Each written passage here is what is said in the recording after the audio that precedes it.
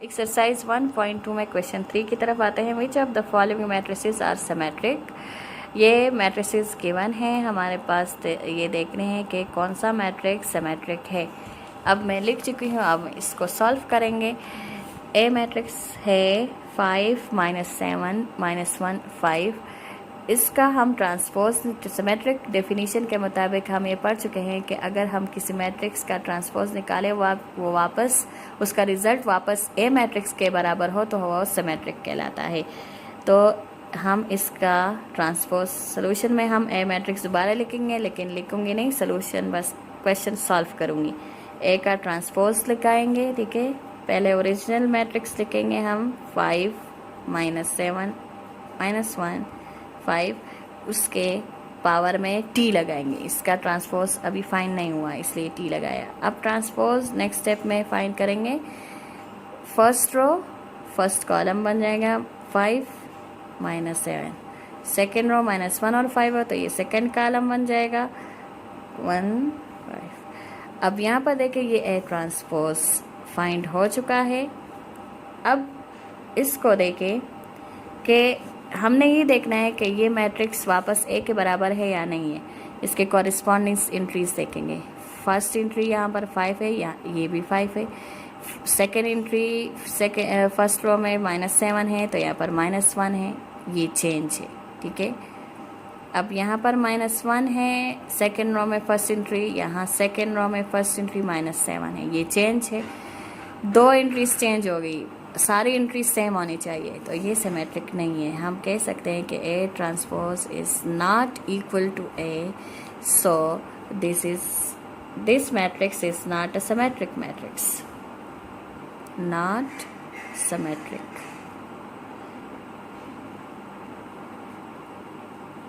Matrix B option की तरफ आ जाए। इसका अगर हम चेक करेंगे कि सिमेट्रिक है या नहीं सिमेट्रिक है, ये मैं फाइंड कर चुकी हूँ। पी का ट्रांसपोज अगर पहले ओरिजिनल मैट्रिक्स लिखेंगे, इस पर टी लगाएंगे, फिर इसका ट्रांसपोज निकालेंगे। तो फर्स्ट रो फर्स्ट कॉलम लिख लिया है और इसी तरह सेकेंड रो सेकेंड कॉलम बन जाएगा, ठीक है। ये इसका ट्रांसपोज है। अब इस ट्रांसपोज को हम देखेंगे कि ये बी मैट्रिक्स के बराबर है या नहीं। इसकी फर्स्ट एंट्री -1 है, इसकी फर्स्ट एंट्री -1, ये सेम है। Second entry 2 and 2 same, third entry 2 2, fourth entry 3 and 3 same है। तो हम कह सकते हैं कि बी ट्रांसपोज जो हम निकाल चुके हैं वो बी मैट्रिक्स के बराबर है, ये हमारे पास सिमेट्रिक मैट्रिक्स होगा। इसी तरह सी का ऑप्शन देके इसका हम देखेंगे कि सिमेट्रिक है या नहीं। तो सी ट्रांसपोज हम निकाल चुके हैं। ट्रांसपोज किस तरह निकाला जाता है? ट्रांसपोज रोज और कॉलम्स की जगह को चेंज करने से हासिल होता है। अब यहाँ पर देखें फर्स्ट रो फर्स्ट कॉलम में लिख चुकी हूँ मैं, ये फर्स्ट रो है तो ये फर्स्ट कॉलम बन जाएगा 3 4, ठीक है।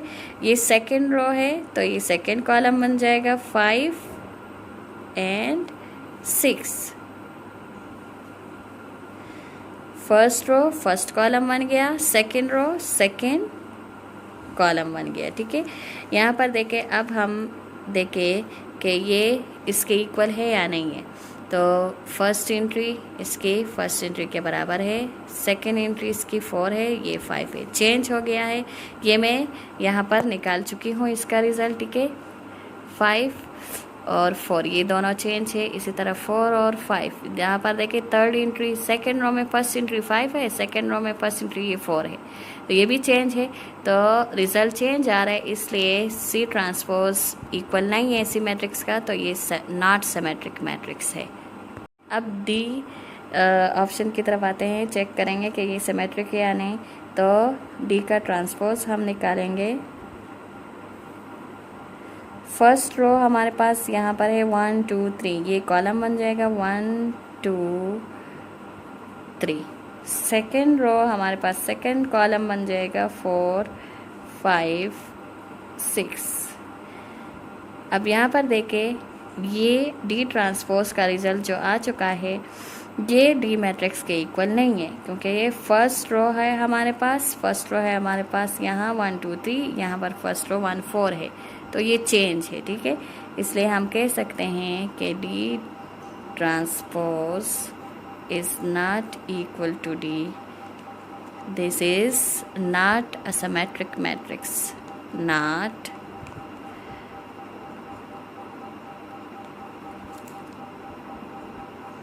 symmetric matrix. अब हम क्वेश्चन 4 की तरफ आते हैं. एक्सरसाइज 1.2 में which of the following matrices are skew symmetric matrix. यहाँ पर 4 ऑप्शन दिए गए हैं. हमने ये चारों मैट्रिसेस चेक करने हैं कि इसमें कौन सा स्क्यू सिमेट्रिक मैट्रिक्स है. क्वेश्चन 4 में फर्स्ट ऑप्शन है ए मैट्रिक्स है 0 4 -4 0. अब इसको चेक करना है कि ये स्क्यू सिमेट्रिक है या नहीं है. तो स्क्यू सिमेट्रिक किस तरह होता है, अगर हम इसका ट्रांसपोज फाइंड कर ले और वो नेगेटिव ए के इक्वल हो तो वो स्क्यू सिमेट्रिक कहलाता है. कौन सा मैट्रिक? Skew symmetric.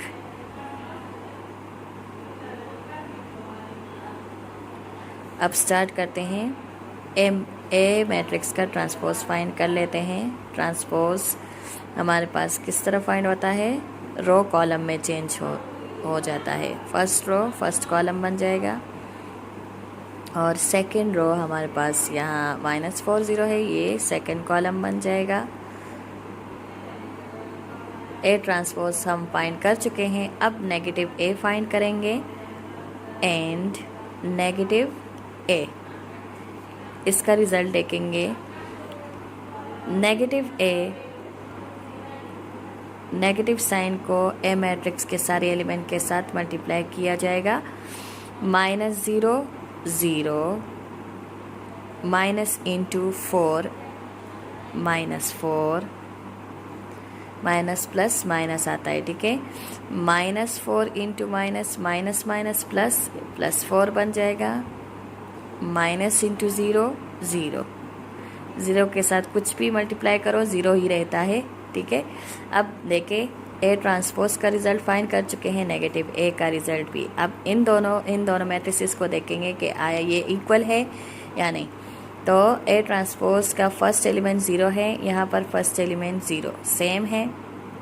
यहाँ पर देखिए -4 सेम, 4 भी सेम है, 0 0. ठीक है, दोनों कॉरिस्पॉन्डिंग एलिमेंट सेम है, ऑर्डर भी इसका सेम है, 2 × 2 है ये और ये भी 2 × 2 है. ठीक है, तो हम कह सकते हैं कि A transpose is equal to negative ए.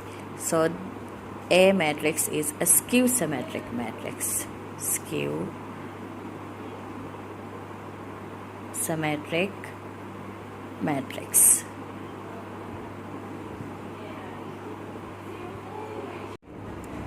अब सेकेंड ऑप्शन है स्क्यू सिमेट्रिक में बी ट्रांसपोज फाइंड करेंगे. फर्स्ट रो फर्स्ट कॉलम बन जाएगा, इसी तरह सेकेंड रो 5 0 सेकेंड कॉलम बन जाएगा. ठीक है, ये फाइंड कर चुकी हूँ मैं. अब नेगेटिव बी फाइंड करेंगे. नेगेटिव साइन को बी मैट्रिक्स के साथ मल्टीप्लाई करेंगे. -0 0 माइनस माइनस प्लस, ये +5 बन जाएगा. माइनस प्लस माइनस आएगा, -5 -0 0. यहाँ पर देखें बी ट्रांसपोज और नेगेटिव बी का रिजल्ट अगर सेम हुआ तो ये स्क्यू सिमेट्रिक मैट्रिक्स कहलाएगा. इसके सारे एलिमेंट्स हम देखेंगे, ऑर्डर सेम है, एलिमेंट्स सब कॉरिस्पॉन्डिंग एलिमेंट्स. 0 का कॉरिस्पॉन्डिंग एलिमेंट 0 है सेम, 5 का कॉरिस्पॉन्डिंग एलिमेंट 5 सेम, -5 का -5 0 सब. तो हम कह सकते हैं कि B transpose is equal to negative B. This is a skew symmetric matrix. Skew symmetric matrix. अब क्वेश्चन 4 में थर्ड ऑप्शन की तरफ आते हैं. सी मैट्रिक्स है, सी मैट्रिक्स को चेक करेंगे कि आई ये स्क्यू सिमेट्रिक है या नहीं है. तो सी ट्रांसपोज पहले फाइंड करेंगे.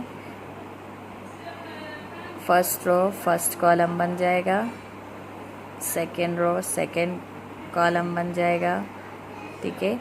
नेगेटिव सी भी फाइंड करेंगे, मतलब ये है कि नेगेटिव साइन को सी मैट्रिक्स के साथ मल्टीप्लाई करेंगे। -0 0 -7 माइनस प्लस माइनस माइनस तो -7, ये +7 है, प्लस माइनस माइनस -7, -0 के साथ 0। अब यहाँ पर देखें इसके कॉरिस्पॉन्डिंग एलिमेंट सेम है या नहीं, तो 0 0 सेम, 7 और -7 ये सेम नहीं है। देखें 7 का कॉरिस्पॉन्डिंग एलिमेंट -7 है, ये सेम नहीं है, ये पॉजिटिव होना चाहिए था। अब 7 को देखें, यहाँ पर 7 है तो यहाँ पर -7 है, ये भी सेम नहीं है, तो हम कह सकते हैं कि C transpose is not equal to -C, so this is C is a not skew symmetric matrix।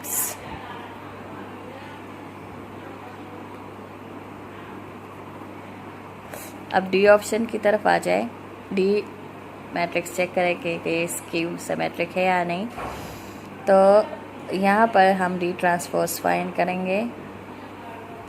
0 first row first column बन जाएगा, 0 3 2, ये फर्स्ट रो है, ये फर्स्ट कॉलम बन जाएगा 0 3 2। इसी तरह सेकेंड रो सेकेंड कॉलम -3 0 1, और थर्ड रो थर्ड कॉलम बन जाएगा -2 -1 0। डी ट्रांसपोज हम फाइंड कर चुके हैं। अब हम नेगेटिव डी फाइंड करेंगे। नेगेटिव साइन को डी के सारे एलिमेंट्स के साथ मल्टीप्लाई करेंगे। -0 0 +3 प्लस, तो -3 आ जाएगा, प्लस माइनस माइनस आता है, ठीक है। +2 -2 minus into -3 minus minus plus आता है, तो ये 3, -0 0 minus into +1 -1 minus into -2 minus minus plus, तो 2 आएगा, माइनस इंटू -1 +1 माइनस इंटू 0 0। अब इसके एलिमेंट्स कॉरिस्पॉन्डिंग एलिमेंट्स देखेंगे। देखें डी मैट्रिक्स में फर्स्ट एलिमेंट 0 है, इसका कॉरिस्पॉन्डिंग नेगेटिव डी में 0 है, ठीक है। फर्स्ट एलिमेंट सेम है, -3 -3 same, -2 -2 same, 3 3 same. Second row में सेकेंड एलिमेंट 0, तो सेकेंड रो में second element 0 same, -1 -1 same, 2 2 same, 1 and 1 ये भी सेम है, 0 0 सेम। हम कह सकते हैं D transpose is equal to -D। This is skew symmetric matrix. D matrix हमारे पास स्क्यू सिमेट्रिक मैट्रिक्स है।